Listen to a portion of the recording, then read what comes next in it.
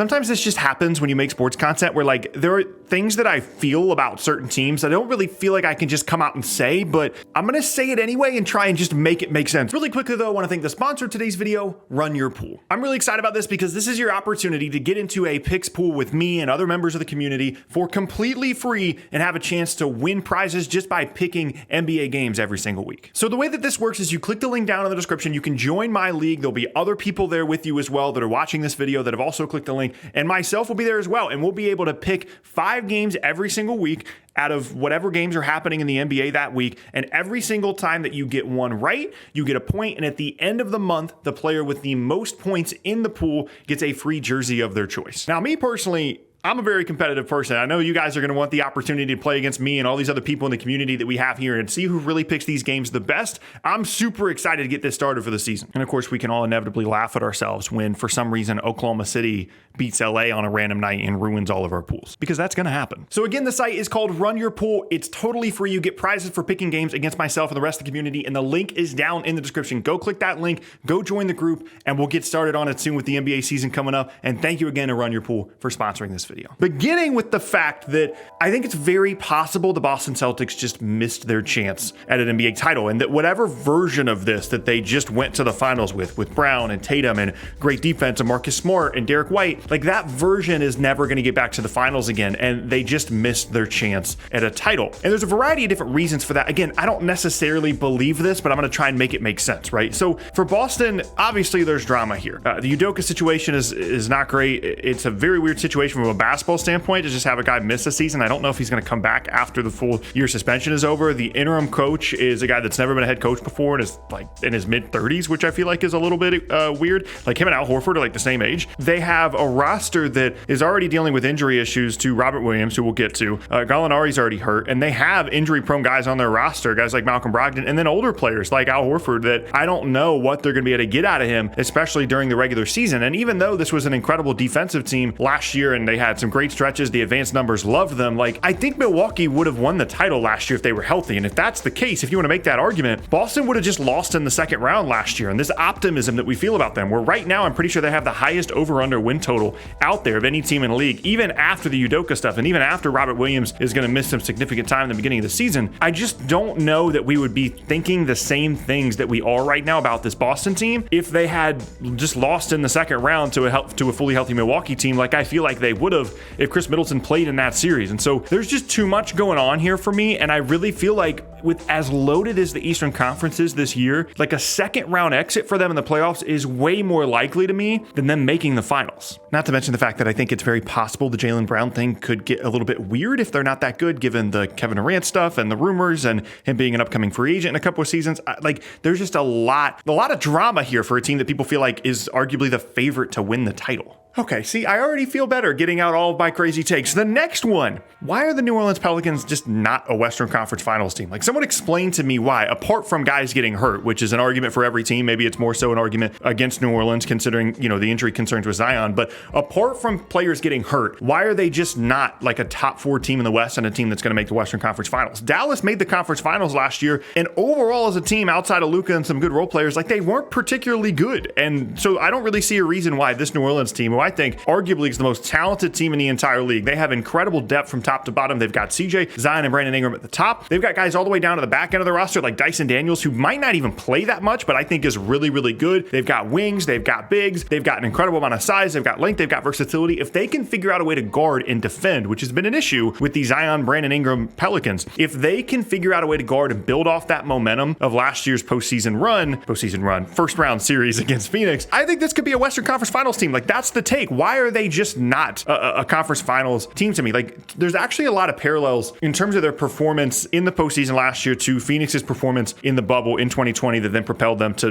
make the finals the following year and almost win the title. It's a team that we kind of feel like we should be believing in. They've got young players, obviously. In Phoenix's case, that was Devin Booker, and then they go out and get Chris Paul in New Orleans, getting CJ McCollum. Why are they not just going to be, if fully healthy, a really confident team, a great offensive team with great depth, and again, with so much top-end talent? It's kind of like Memphis last year where they just had a ton of really good NBA players on the roster. And I like their top end talent better when fully healthy than even what Memphis had last year. They had an incredible, nearly 60 win season last year. I really don't understand why the Pelicans wouldn't be a conference finals team. Okay, now we're going back in another negative direction here. The Miami Heat are going to be a play-in team. That's the take. Okay, so on the surface, this actually doesn't make a ton of sense because Miami almost made the finals last year. In the regular season, they had a ton of guys miss games and they still had a really good record. And yes, there are a few guys that are getting older, but there's a young infrastructure here. They've got plenty of depth. This on the surface doesn't make a ton of sense to me. But here's a couple problems I have. One, I don't know that they're going to get anything out of Kyle Lowry. Like maybe he's awesome, but it's also possible that him being a year older and him and Jimmy Butler being a year older, like it's possible that that's a way bigger deal than we're making it seem like right now at the time. And it's also possible that Bam and Tyler Hero, those guys have kind of like plateaued a little bit in terms of their growth and development. Bam is awesome, but I don't know that he's ever going to be better offensively than he is right now.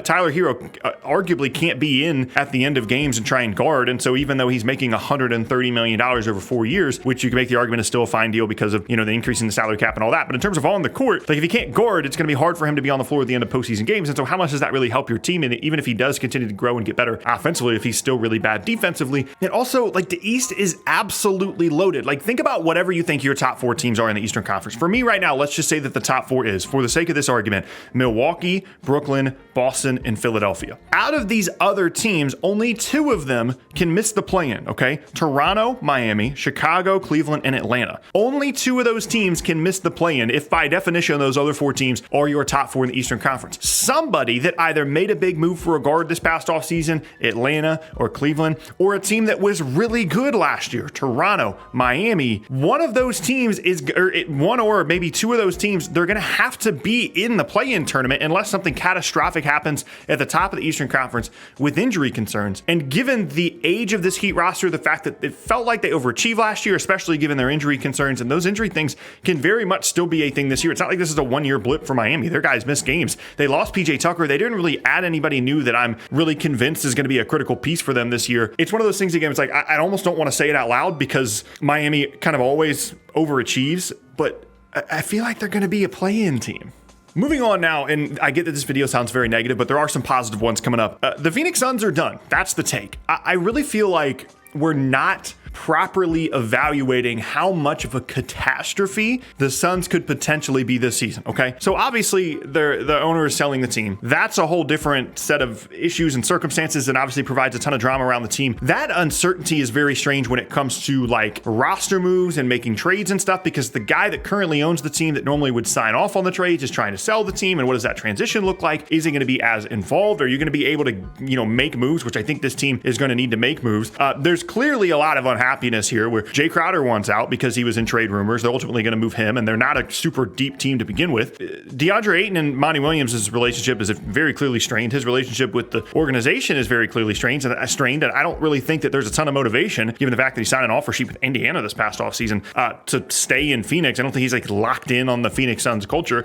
Chris Paul is the oldest star in the league, not counting LeBron James, that actually really matters to their basketball team. And then after that, it's like Mikal Bridges fine, Cam Johnson fine, Devin Booker, of course, really good, but like Chris Paul pulls a hamstring and misses 25 games and they start to crater. DeAndre Ayton checks out, Jay Crowder's gone, and all of a sudden you're the bubble Suns again and you're winning 35 or 40 games. Like that feels really, really dramatic, and I understand that, but like I feel like everybody's just assuming, they'll win 50 games. It's fine. They won 64 last year. I understand that, but sometimes as an organization, as a franchise, especially when you're a team that doesn't have a ton of recent success to fall back on, like it's hard to kind of get rid of the stink of like a huge failure the way that Game 7 was last year against Dallas. Like Golden State had the one down year due to injuries, but they had, 5 or 6 years of really, really good success to fall back on to make that a 1-year blip. Phoenix doesn't have that. Like they made the finals one year. They won 64 games the following. The 5 years prior to that, they were awful. So I don't understand how, if you're like I am concerned about Chris Paul longevity and DeAndre Ayton being locked into the team or not, this could be a catastrophe to the point where like they might be a play-in team or certainly not a top 4 team in the Western Conference. Again, given how loaded the top of each of these conferences are, that's the take. I feel like the Suns are probably just kind of done.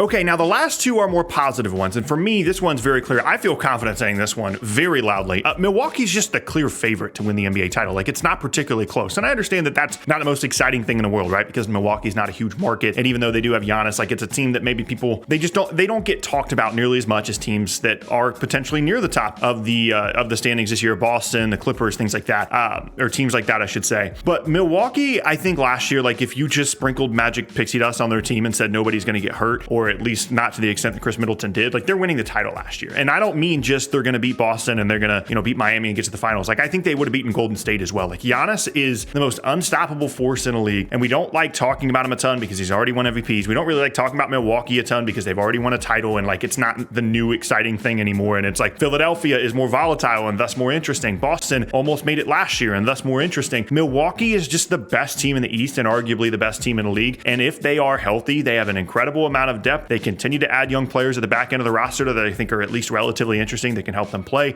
If Brook Lopez is healthy, they're going to be continue to be a really good defensive team. And it's just a team that, like, if healthy, I know that some of their guys are getting a little bit older, Chris Middleton, Drew Holiday. But if Giannis is the fulcrum of it, like, and he's healthy and ready to go, I don't see a team out there that's better than them in a postseason series. And to me, like, if you're going to like tier list each of these teams in terms of championship contention possibility, the take here would be that Milwaukee is kind of in their own tier, and that Golden State maybe got a little bit lucky on that run to the finals last year, and Boston's dealing with a lot of stuff, and Philly's incredibly volatile, and the Clippers, half their team hasn't played in a year and a half. Like, Milwaukee, to me, the only thing that was missing was a Chris Middleton injury, and that was what derailed their title hopes last year. And if he's healthy, like, they're by far the best sure bet to win the title this year. And last up now is a really fun one. The Sacramento Kings are just going to be better than the LA Lakers. Like, that's the take. If you look at their roster, the thing that Sacramento's been missing for what feels like years is legitimate perimeter shooting. And I'm not talking about just having like Buddy Hield out there making jump shots. I'm talking about throughout the roster. 3, worst case 2, but best case 4, probably for the most part 3 legitimate NBA shooters on the floor, where you can have a guy with the ball, a guy screening for the ball, and 3 other guys on the floor that can shoot. When you think about their lineups this year, guys they've added this offseason, arguably one of the best offseasons in the league this year. When you think about, they've got Malik Monk, Kevin Huerter, Keegan Murray, Harrison Barnes, all legitimate spacers and good offensive players, I think, especially if Murray continues to grow and develop. Not to mention some other really interesting guys they have coming off the bench, guys like Davion Mitchell, Rashawn Holmes. Like, there are pieces on this roster around the Fox-Sabonis combo that make me think that with the drama happening with the Lakers and them still having a trade to make with Russell Westbrook, and the concerns about injuries and age with LeBron, and injuries with Anthony Davis, and a real lack of other talent, 3 through whatever, if you remove Westbrook from the equation on that Lakers roster, the Kings are probably on paper just better right now than the LA Lakers. And maybe that might not end up that way, and LeBron and AD could be healthy and awesome, and Fox could struggle to really integrate himself and try and do it all himself. And by the way, even with this take being the case, the Halliburton trade was still a mistake, and that one will forever be ingrained in my mind. But even given those things, I think Sacramento's going to be good. I think they're going to be like right around 500, maybe slightly above 500. And also, this is a take about the Lakers being, I think, just probably pretty bad compared to what the overall expectations are, unless they're by some miracle fully, completely healthy. I already feel better getting out all of those takes, letting them just kind of be out there, and no pressure on, if they don't go particularly well, they needed to be said. That's the end of the video. Let me know down in the comment section below what are some takes that you have that are similar to this, and I'll see y'all next time.